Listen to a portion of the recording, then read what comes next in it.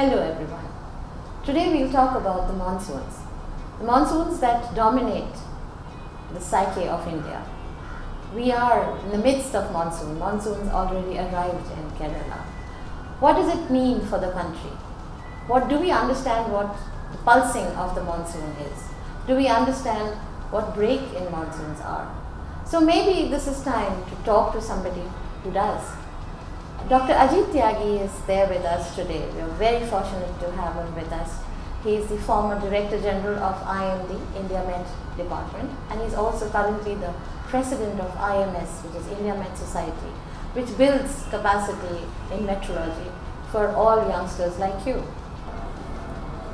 So the monsoon predictions, they've been largely normal for this year as well as for the other years, last couple of years. So what are your views, sir? Do you think that this year is performing or functioning in this similar way, or do you think that there could be certain untoward incidents as well? Well, monsoon shows interannual variability, so no 2 years of monsoon is going to be similar. Notwithstanding this, the monsoon prediction is now maturing. So depending on the large scale features which govern monsoon, the meteorologists are able to give a forecast which is by and large much more reliable as compared to earlier years, because now they are using both empirical models which are basically statistical models, and also the dynamical models which take into consideration atmospheric oceanic conditions and come out numerically. So based on both these inputs, I think we are in a better position to predict monsoon. And this year India Met Department has come out a forecast which is on the normal range but slightly lower, 96% plus minus 5%. And this estimate essentially is based on the conditions that El Nino is still a factor to be considered. It's not totally ruled out, and that probably is keeping the monsoon on a slightly lower but within the normal range. So this is the big picture which is there, and we have a good start of monsoon this year. It's come out on time or Andaman Sea on 15th of May, and thereafter it's advanced into the Bay of Bengal, and as predicted by IMD that onset over Kerala will be close to 30th of May, which has taken place. And we had a cyclone in the Bay of Bengal which also helped pushing this monsoon northwards in the Bay of Bengal, and it is already set in over parts of northeastern states, that is the southern states of the Seven Sisters, that is Manipur, Mizoram and Nagaland, and expected to cover other parts. So this is a good setting as far as this year's monsoon situation is concerned. So what are the predicted dates of the monsoon? If you will just probably go through the normal onset dates, then maybe we could understand. Yeah, so see, we have a normal dates of monsoon which is say 15th May it starts over South Andaman Sea, by 20th it is over the covers Andaman, and thereafter it comes to the Lakshadweep and adjoining parts of Kerala by 1st of June. And then there are two branches, one is Arabian Sea branch and another is the Bay of Bengal. So in the northeast it starts advancing into the northeastern states by 5th of June, and in the west coast covers Konkan by 5th of June, and then by 8th or 10th June it is touches the Mumbai, the Maharashtra coast, and thereafter the eastern branch also, Bay of Bengal branch, advances to the Bihar and adjoining parts by middle of the month of June, and the last week of June it is over the western UP, and Delhi it is 28th, 29th of June, and along the foothills it goes into the Haryana, Punjab and J&K in the last week of June, and in the month of July it covers parts of Rajasthan, which is the last stage of the monsoon journey onset. So by 15th of July, it covers the entire country. So its journey takes almost 2 months from 15th May over Andaman Sea to the. But then this is what these are the normal dates which are computed based on the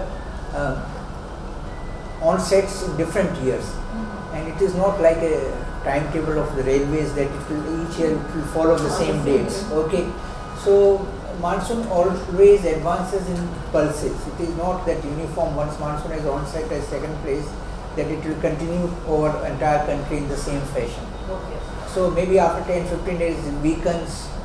For some days monsoon may not advance, and then again the fresh surge comes in, then it starts advancing very rapidly. So some years you will see that within week to it like in the case of 2013, it covered entire North India in just 1 week, part of it. Sometime it comes up to central India, and then there is no advance takes place 10 to 15 days. So these are the big variabilities which needs to be done, which are done and needs to be monitored. And because the onset and the sowing is very closely related, so these forecasts are very important that the farmer starts preparation of sowing, and if it is delayed, then if they are advised that they should not sow, they wait for the monsoon to come, I think it is of great help.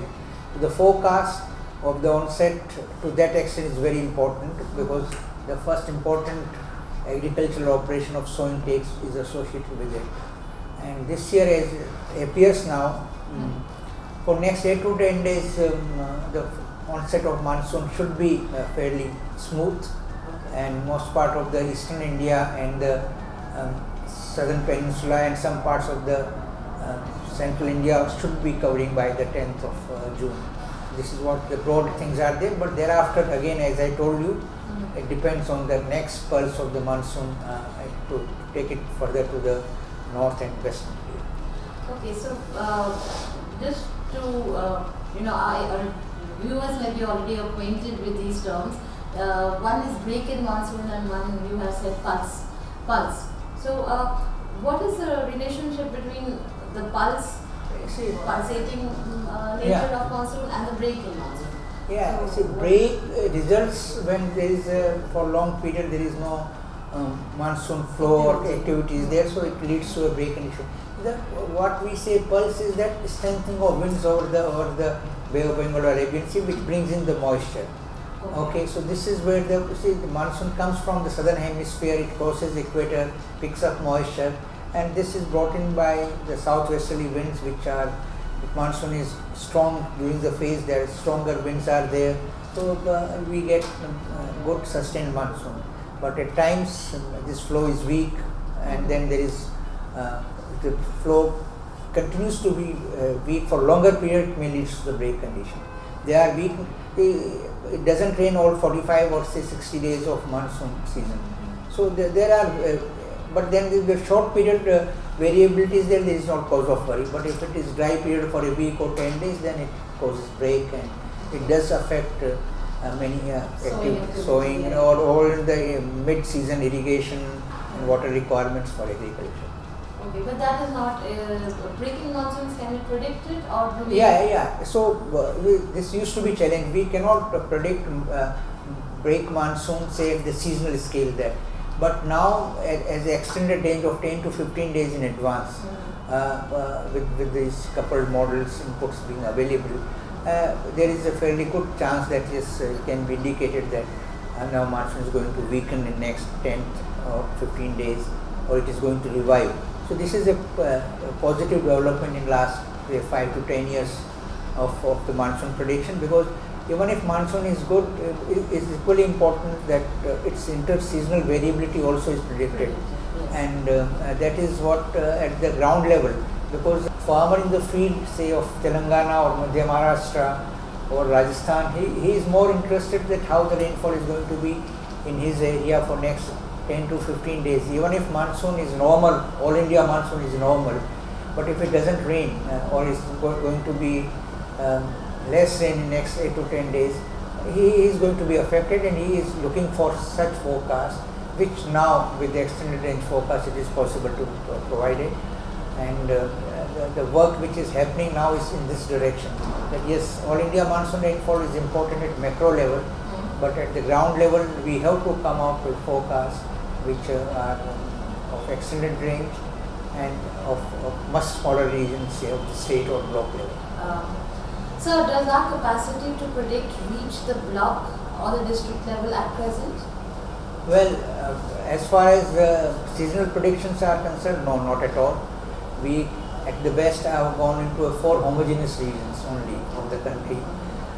As far as the short range forecast of 3 to 5 days, yes, we are giving district level forecast, but the gap exists between 5 to 15 or 20 days of forecast, and there now attempts are being made to give at sub-regional forecast, but as of now it is not being given at the district level or the block level, but then work is going on, and we are hopeful that in the coming years we will be able to provide some useful guidance of 5 to 10 days of forecast or 10 to 15 days of forecast at the district level.